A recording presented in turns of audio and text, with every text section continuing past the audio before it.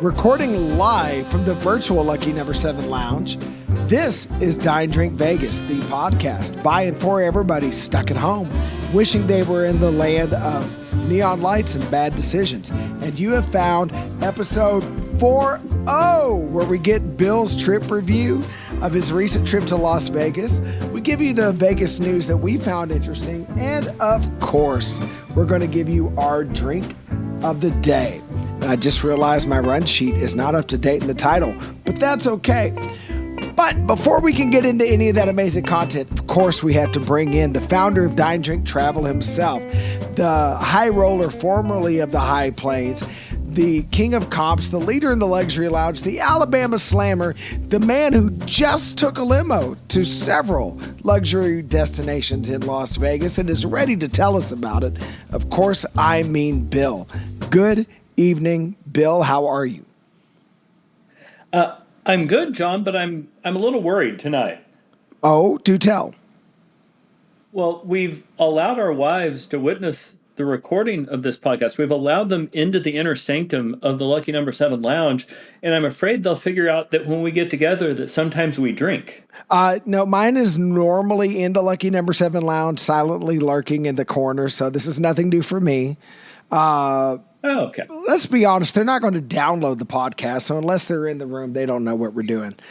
So, Bill, how did you find, because the drink of the day today was a concession to you. We've been doing a lot of tiki drinks, complicated rum-forward drinks.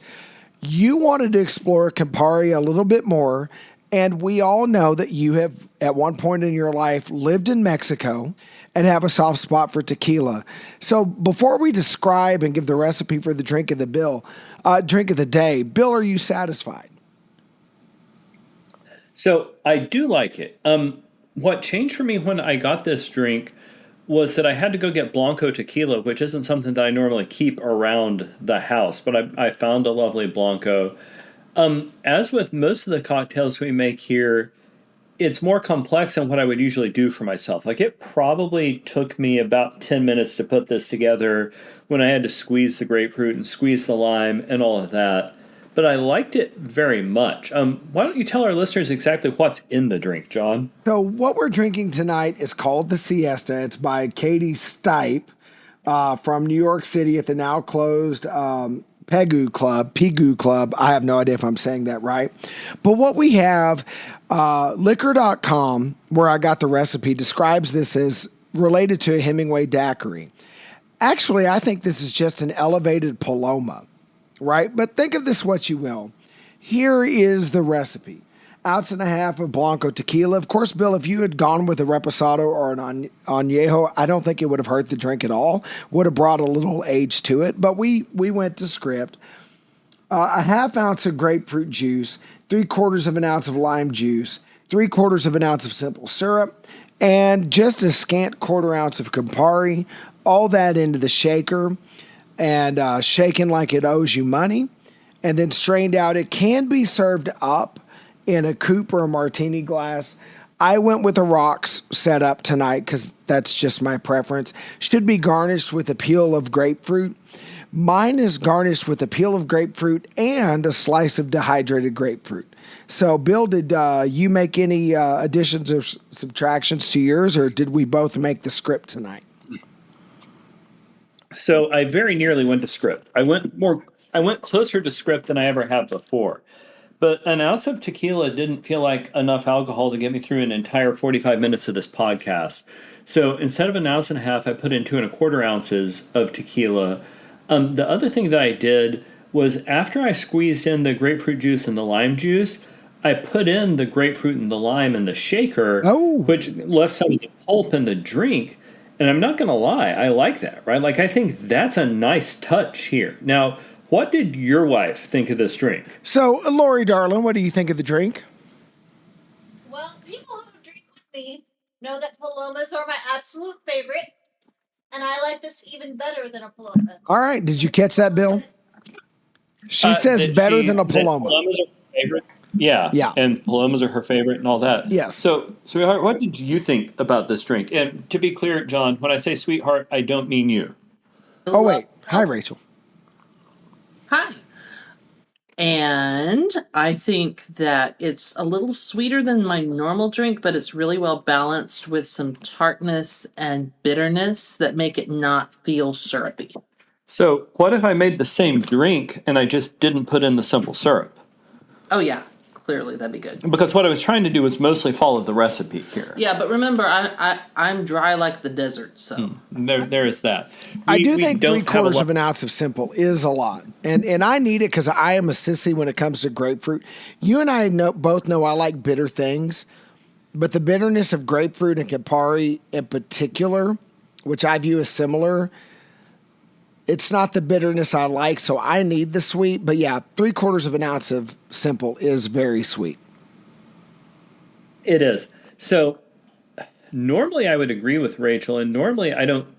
Had I been making this for the first time, I don't think I would have put in the simple syrup, and I don't know if I would again. But I'm with you. A little bit of the sweetness helps cut some of the edge off of the grapefruit. So I don't think I would remove the simple syrup. I just think I'd cut it in like half or cut 2/3 of it. Like I think I would have a little simple syrup. Yeah, maybe a bar spoon, maybe a 1/4 ounce. I will say that Campari and grapefruit juice play really well together. And either you like those flavors or you don't. They're not my favorite. This would probably not be something I would reach for, but it is a really good drink. If you like grapefruit and or Campari, I think this is up your alley. My wife is a grapefruit junkie. I think this is better. I agree with my wife. This is better than any Paloma I've ever had. It was a lot more work than most Palomas, but it was better. Yeah. But to that point, I'm not thinking of it. So you said you think of it more as an elevated Paloma and fair. I can see that. I'm actually with the liquor.com description, though. I think that this is basically just a Hemingway daiquiri that happens to have tequila in it instead of rum. Like it presents as a very similar. That's what it presents like to me, because there's so much else going on here that's not present when I typically make a Paloma. Oh, and I think that's fair too. And I mean, it depends on, the classic Paloma is made with a carbonated grapefruit soda, but you'll see a lot of bars that try to be a little shishi and do it with grapefruit juice. So it's closer to that elevated. But I think the line between the two gets blurry. I mean, it does. Well, and go ahead. One of the very good things you're doing for me, sorry about that. One of the very good things you're doing for me is teaching me to enjoy more elevated drinks that have multiple ingredients, because usually by the point in my evening when I'm making myself a drink, I'm tired and I don't want to fiddle with cutting fruit and finding ingredients. I want at tops 3 ingredients, one of which is going to be alcohol and one of which is going to be ice. Then I may or may not add something to make it a highball. Now, there's exceptions. Like I'll make a fancy old fashioned with, a couple different kinds of bitters and stir it around. But most of the time, I don't put this kind of effort into it. And I appreciate that you're teaching me to drink better things. Well, and I think for the listeners too, look, I mean, if I left it up to you to pick the drink of the day, there's only so many variations on the old fashioned we could make. And that is squarely your wheelhouse. But I do think that a lot of times, like I appreciated your video on lemongrass. By the way, listeners, if you haven't been to YouTube to see Bill's video on lemongrass, great review of a great restaurant. I think occasionally dabbling into some mixology at home gives you an appreciate. Like you and I, we've made the Mai Tai on this very podcast before. Having that background makes you appreciate a good cocktail in Vegas better. Even if, unless I'm twisting your arm because we're doing a podcast, you're not going to go to that effort at home. It gives you an appreciation of why sometimes it's worth shelling out the $20 or so for a really well-crafted cocktail on the Strip. So, if nothing else, we're getting some cocktail 411 into our listeners' ears. And when we get there, which we may be moving there fairly quickly, but when we get there, the cocktails they crafted for me at Lemongrass on this last trip may be the best, like mixology, the best cocktail craft that I've had in a very long time. Like the bar at now they've got a very particular set of stuff that they do because they're trying to go with the Thai theme, but their mixologists were phenomenal. And as prices at the Aria go, weren't weren't atrocious. Right. I will say though that the Mai Tai is actually not a Thai drink. That's Trader Oh, yeah, Vic's no, in fair. California. It's Sacramento, California, of all places. So there's nothing Thai Yeah, but it about turns it. out we weren't in Thailand. We were in Vegas, so cool. And I've had that very Mai Tai in that restaurant, and they do a phenomenal job. And even though it's not a Thai drink, it goes phenomenally well with Thai dishes. So I applaud your willingness to get a little tiki into your Thai food. So let's jump right into your trip rundown. Let's. So my first question is, Bill, I know that a lot of times when you make a solo trip, you hit multiple rooms and resorts. So walk us through. I see 5 different rooms on 4 different properties that you stayed in. I don't like doing the best or worst. I think that, and there may be something that was truly terrible that nobody should stay in. But why don't you walk us through who each room is for? What did you like? What did you not like? And what kind of trip is each room for? All right. So the first night, which was, I think it was a Tuesday, even though I said it was a Wednesday on a couple of videos, because, it may have been cocktail influence, but the first night was a Tuesday at the Aria, and I stayed in a Staywell room. And the Aria is a lovely property that I spent a lot of time in. I've never actually stayed there. I've stayed at the Aria Sky Suites a couple, 3 times. I've never stayed at the Aria itself.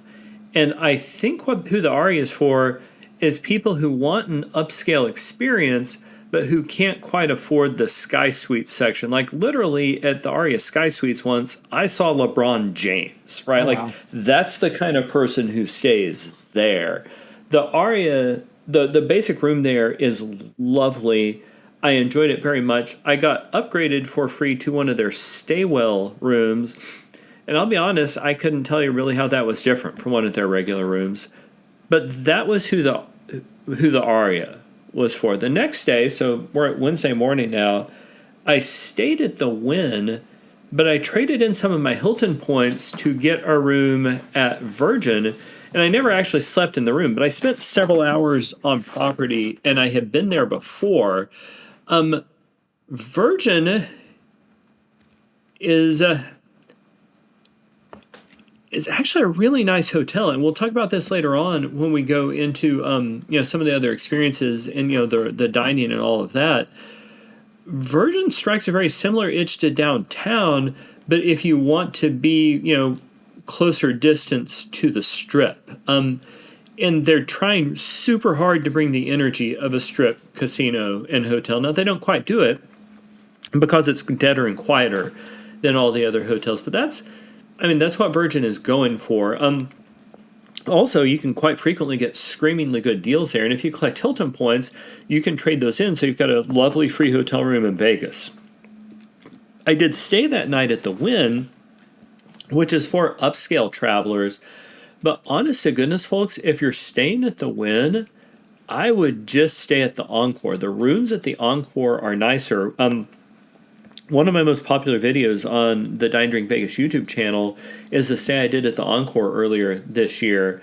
The Wynn rooms are older and they're more dated. Their setup is essentially really big rooms, whereas the Encore rooms are set up as, suites where you can have the guys over to watch a football game. Encore is, I don't know, depends on what you're walking to, may not even be further, right? So the Wynn is a lovely hotel, but the Encore is almost always either the exact same price or is $100 a night cheaper.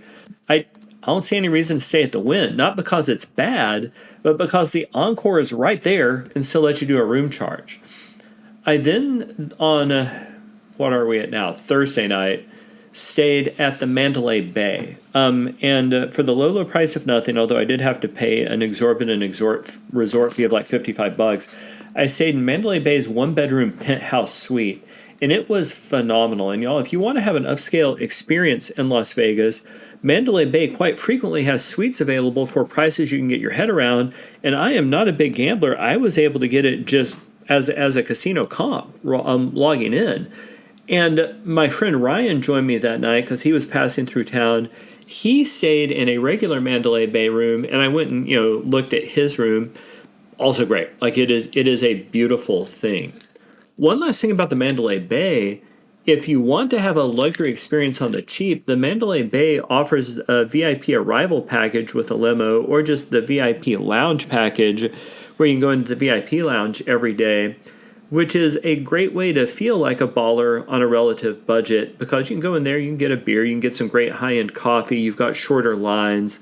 So the Mandalay Bay is when you want a legit premium experience, probably don't have the money for it, and you're okay with other people's children being in the hotel because they're all going to and from the pool. Yeah, and Mandalay is way down on the south end of the strip, so depending on what you want to do that trip, the trade-off for Mandalay is going to be the location. And, you know, you can't walk across the street to Walgreens or CVS, so you got to think through your shopping for in-rooms sundries so you don't overpay for the Mandalay convenience store. So yeah, but it's a beautiful place. I didn't do it on this trip, but at Mandalay, when you and me and Mike went there, I guess 3-ish years ago now, maybe 4, I actually walked across the street to a liquor store right by a convenience station. So it's not as good as a CVS, but there actually is an option there to let you go get some in-room liquor. And listeners, if this is your first time listening to us, welcome. But what John and I say roughly every other episode is that one of the pro tips for getting through Vegas, go to a liquor store, buy you a bottle of liquor for your room, get some plastic cups from the casino, and pour you a drink in your room and walk around with it. Everybody's going to be cool with it, and congratulations, we just saved you $15 a drink. Yeah, no kidding. I mean, even if you only drink half the bottle, trust me, you've saved a lot of money. It is absolutely a baller on a budget tip.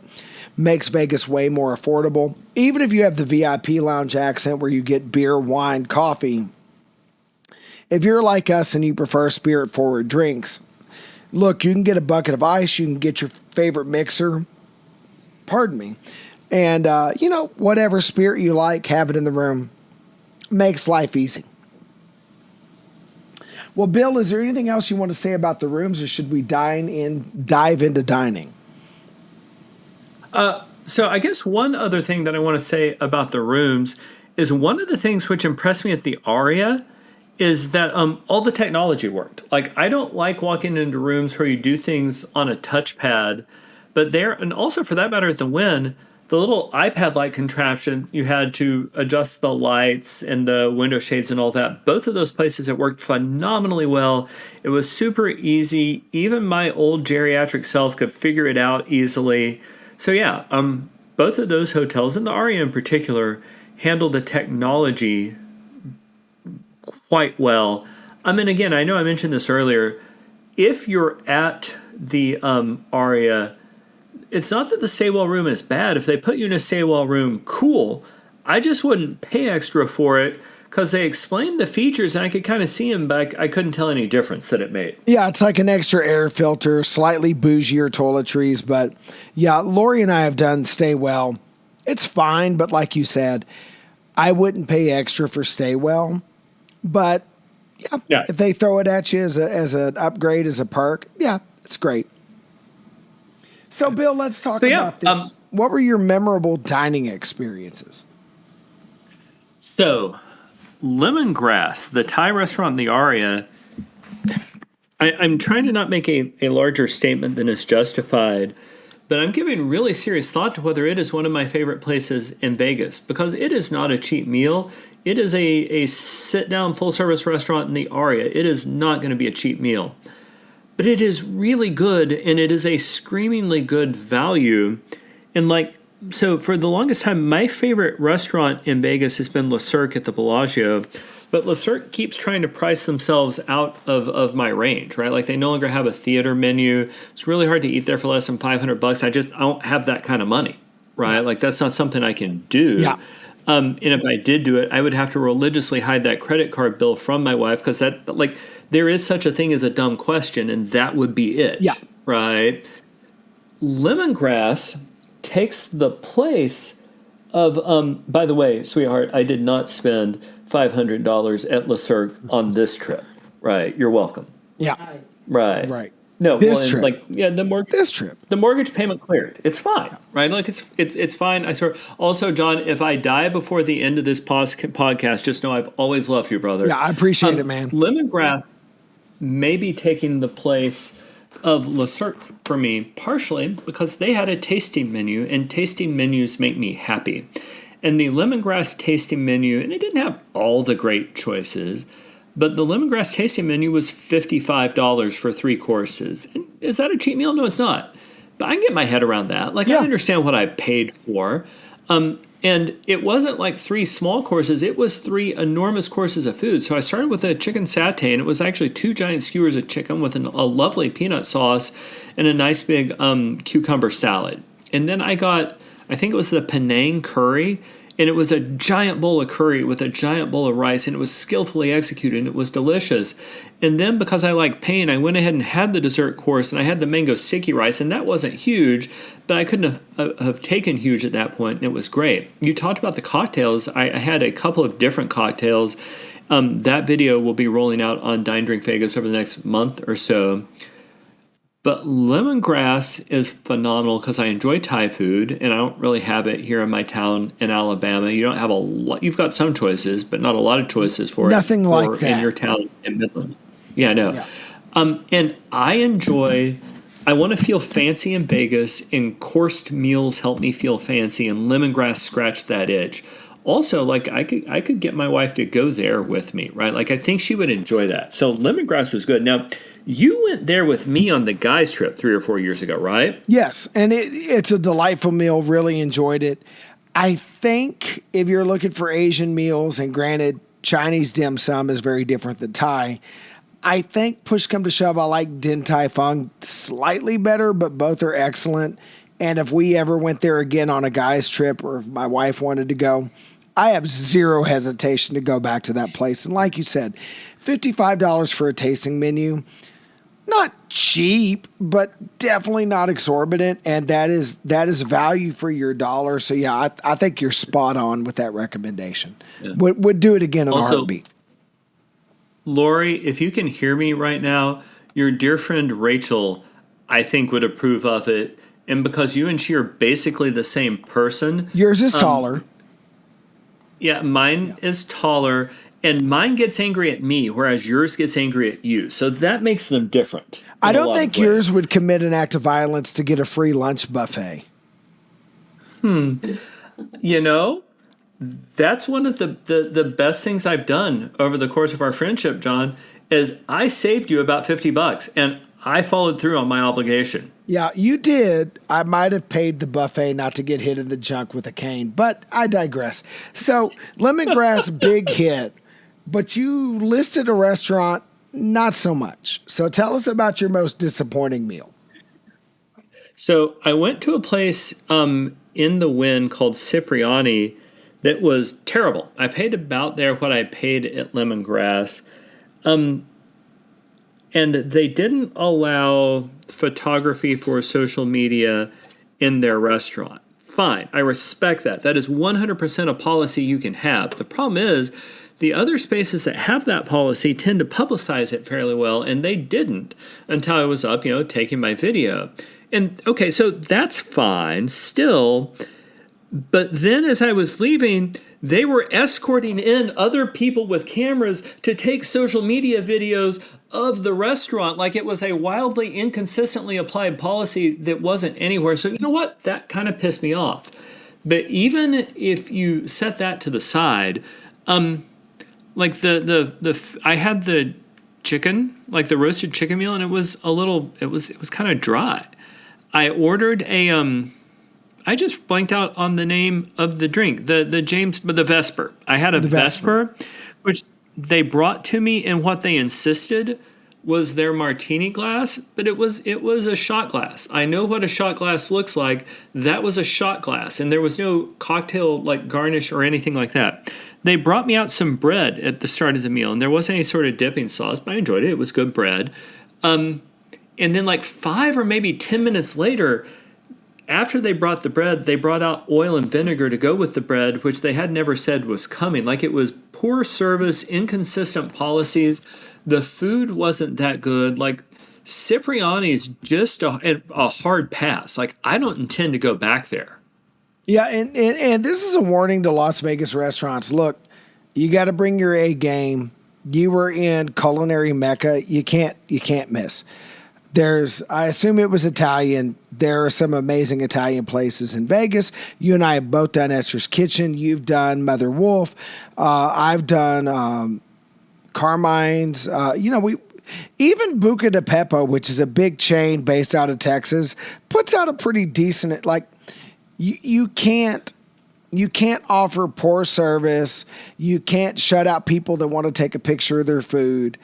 Yeah, not a good look at 2025 Las Vegas. So Buca de Beppo, and I've got a couple other restaurants I want to talk about, but Buca de Beppo is actually a good leveler here because Cipriani and Buca de Beppo are about as good as one another.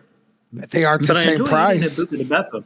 Yeah. Yeah, right. And that's why, like, Buca de Beppo knows what they are, and my meal's going to cost me $25 or $30, and it doesn't take an hour to get there with, like, weird coursing and a martini and a shot glass and all of that.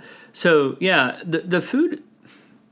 Oh, and to be fair to Cipriani, I had some Wagyu Carpaccio as my entree course, or pardon me, my appetizer course, and that was legitimately amazing, right? Like, that was excellent.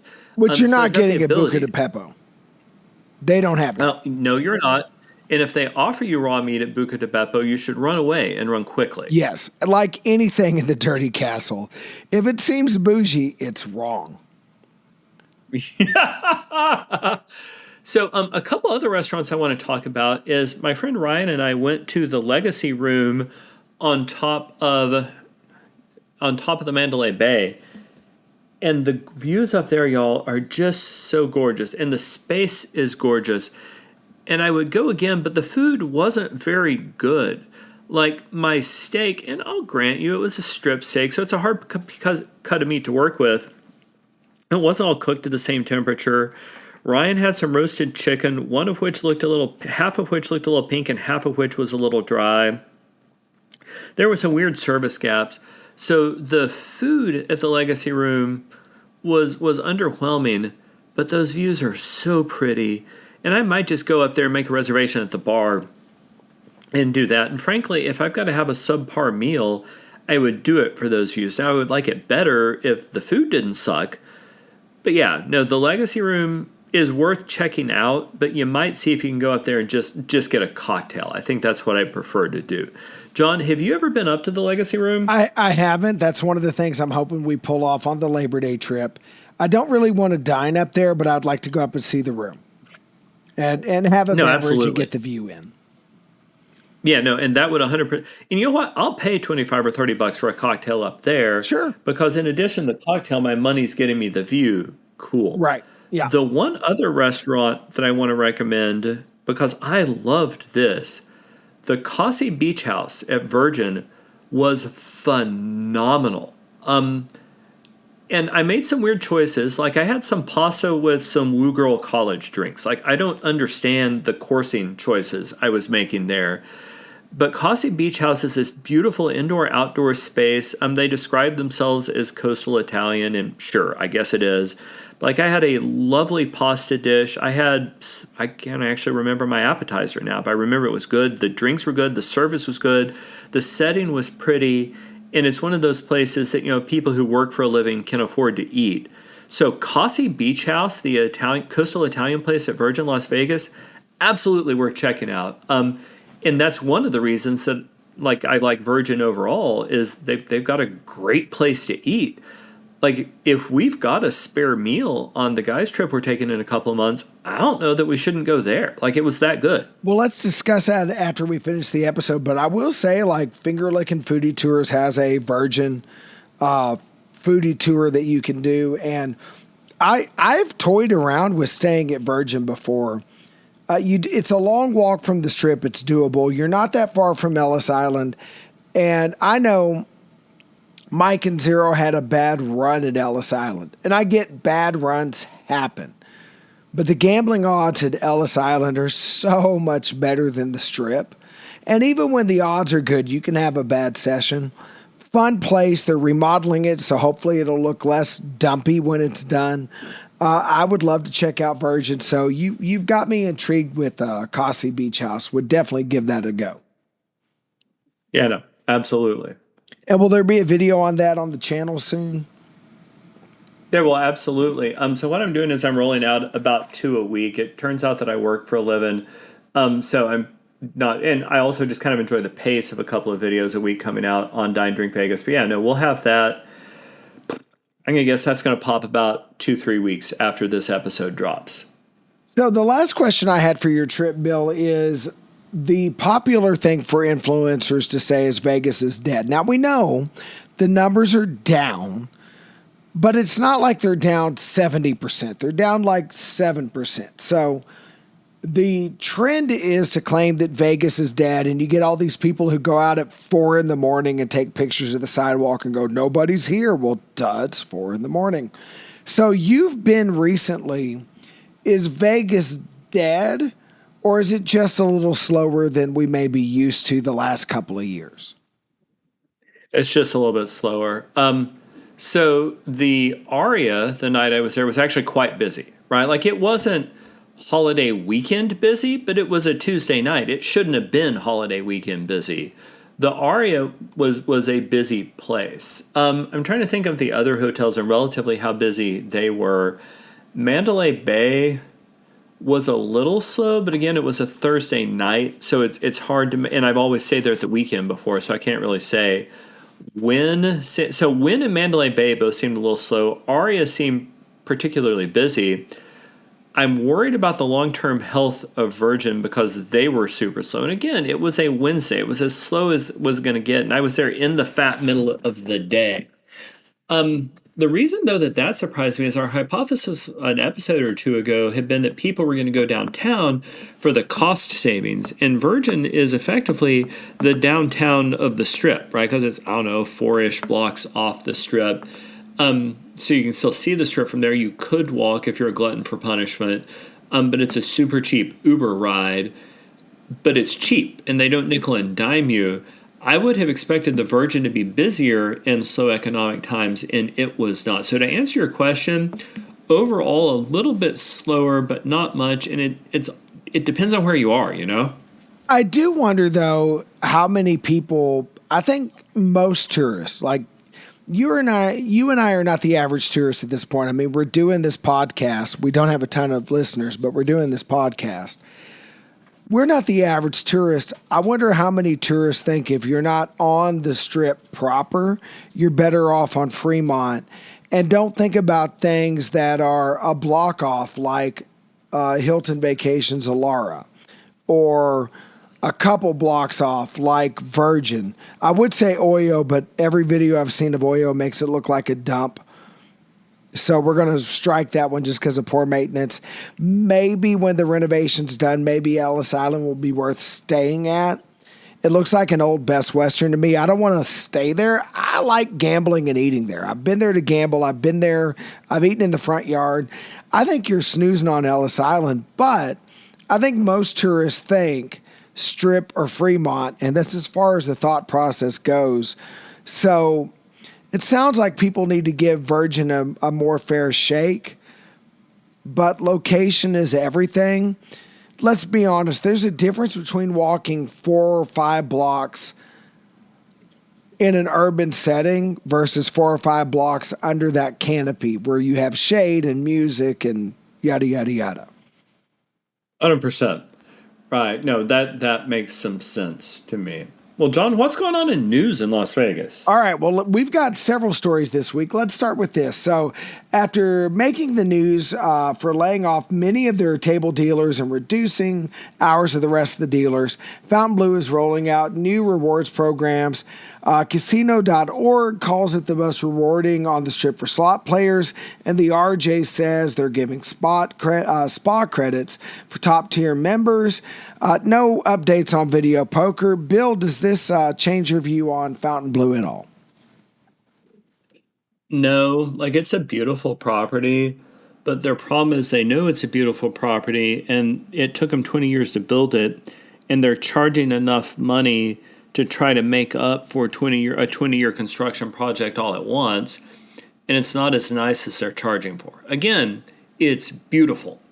It's just not as nice as what they think it is.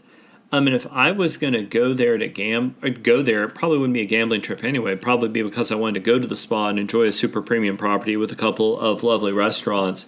So, no, the changes to the casino program don't matter. I'm really worried about the long term health of that property because if they're already laying people off, I mean, that's not a good sign for the long term business model.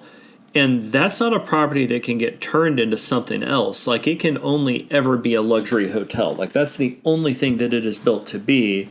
So, you know what? I hope those folks make it. I hope the investors get their money back. And much more importantly, I hope the people who work for a living get their jobs back soon. And the changes they're making to the casino program are absolutely not enough to draw me back in there. Scott of Idle Vegas has tweeted, and even on the Plazas podcast on the corner of Main Street, he was on the latest episode. He's very insistent that they are moving their way towards a sale. And Scott doesn't bat 100%. He's willing to get out there with rumors. Rumors don't always pan out, but his track record's pretty good. And if he says they're moving towards selling the property, that's probably the case. I just wonder who a potential buyer might be. All right, well, let's jump from that to this. Travel and Leisure dropped details on a planned new airport that's going to be 20 miles south of the Strip, located out in Prim Valley, that will be a full-service airport with multiple airlines. Bill, are you looking forward to having another flying option into Vegas?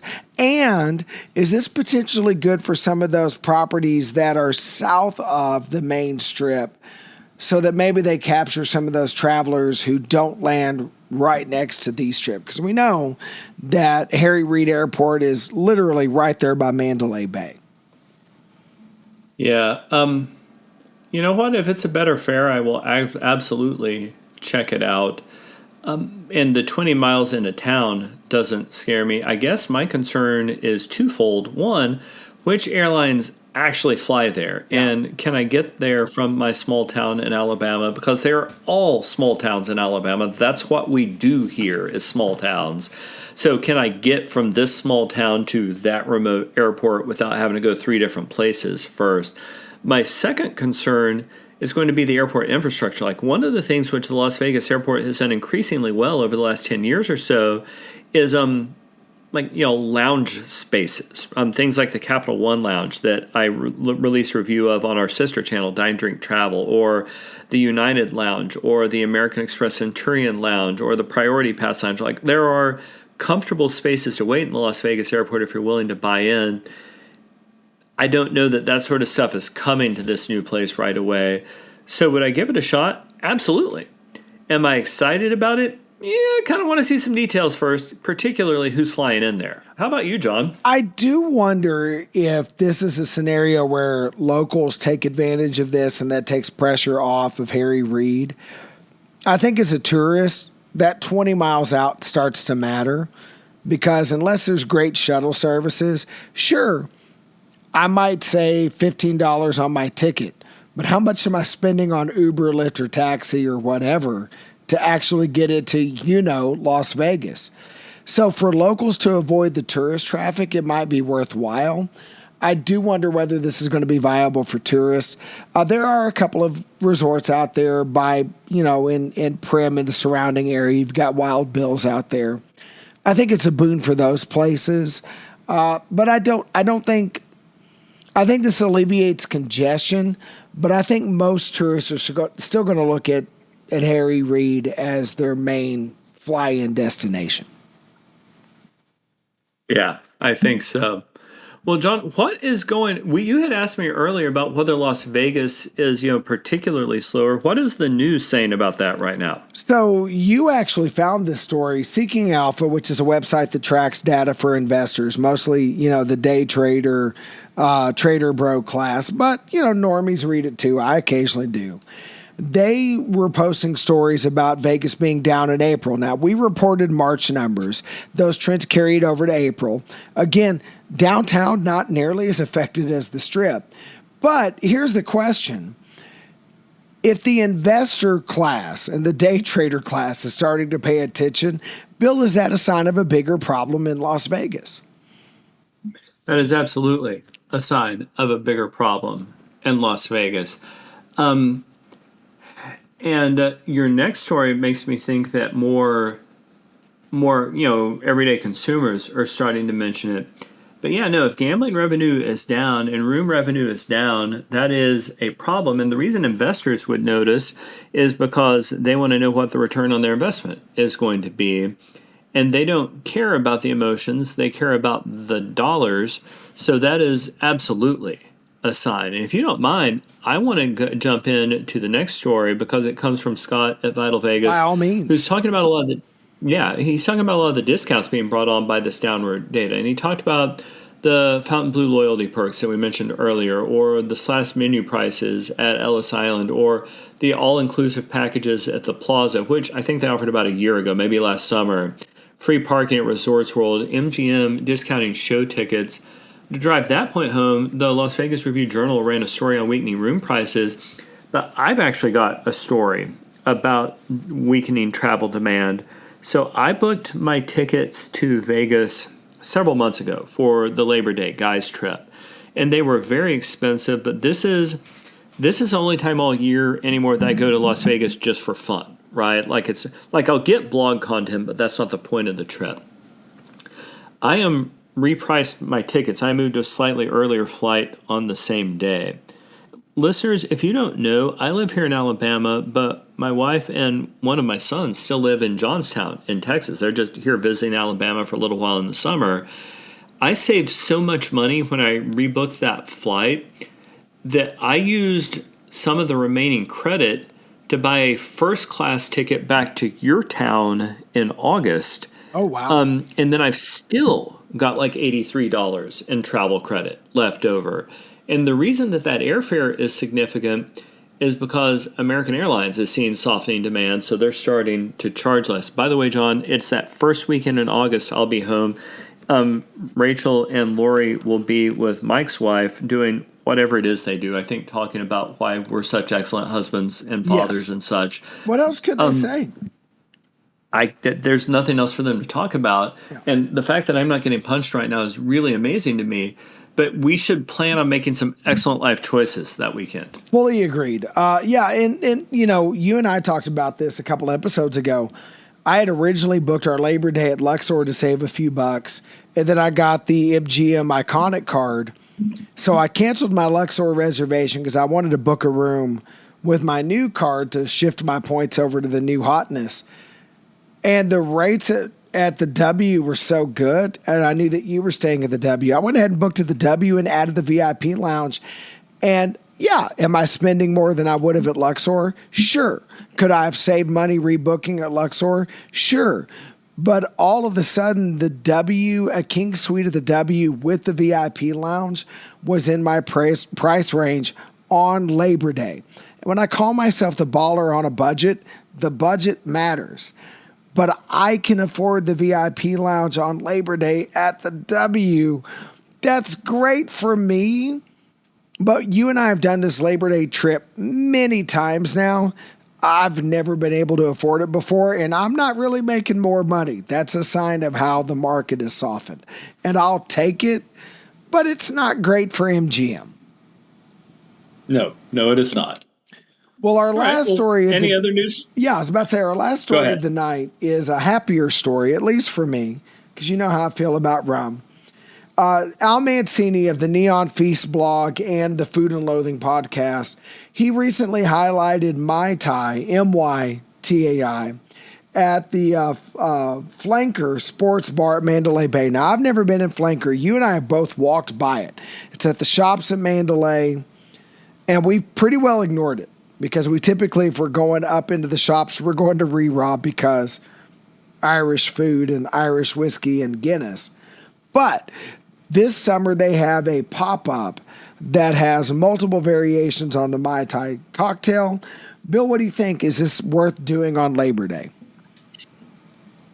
So, yes, it is worth doing on Labor Day.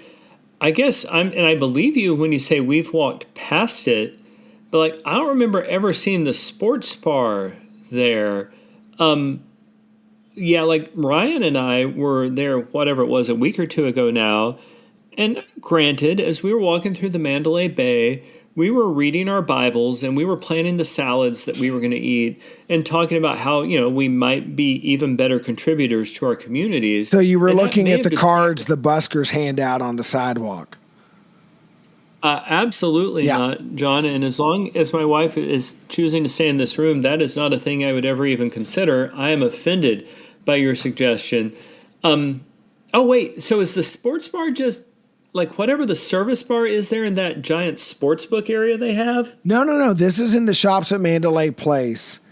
And I think you kind of Oh. like it's down like you're going to go over to the football stadium, to Allegiant. Yeah. It's not on the upper level. Okay. So to answer your question, sure, it's interesting. I would be delighted if we go. I've been in the Luxor and the Mandalay Bay a lot of times. I don't know where you're talking about, and that's an impressive trick. Yeah, to be fair, I had to Google it because honestly, I didn't remember it being there either, but it is. And I normally wouldn't seek it out. I will say, too, the other thing I noticed, they have some late night pizza deals that also might have my attention as well. So I think this is a place we might check out. The Mai Tais, like it's Vegas prices. You're going to be $20 and up for a Mai Tai. But there'll be a point in this trip where that's exactly what the doctor ordered. And I don't think there's any way I don't go check this out. I hope you join me, but if you don't, I'm going to go drink some rum. Yeah, 100%. All right. John, does that wrap us up? I believe it does. So, Bill, why don't you tell our listeners where all they could find our content, especially because you have new videos popping up left and right. We have a ton of videos dropping on our primary YouTube channel, Dine Drink Vegas, and we also have several coming up on our secondary channel, Dine Drink Travel, where we talk about things like air travel, including the lounges which are available in the Las Vegas airport. You can reach us on essentially any social media platform, including X, Instagram, Facebook, Blue Sky, and I'm sure I'm forgetting several others at Dine Drink Travel. And John, where can they find you online? I am at Dine Drink John on X, and if I remember to log in, also at Blue Sky, and also at Reddit, but I really forget to log in there too. But I'd be happy to talk to anybody that wants to take the time to talk to me. We thank you so much to listen to our podcast today. If you have friends that are heavy into travel, especially to Las Vegas, or enemies that hate listening to middle-aged fat white guys talk about things incessantly, please share this podcast with them to help us grow our audience. We know you have other choices. We're glad you picked us. And until the next episode, happy travels.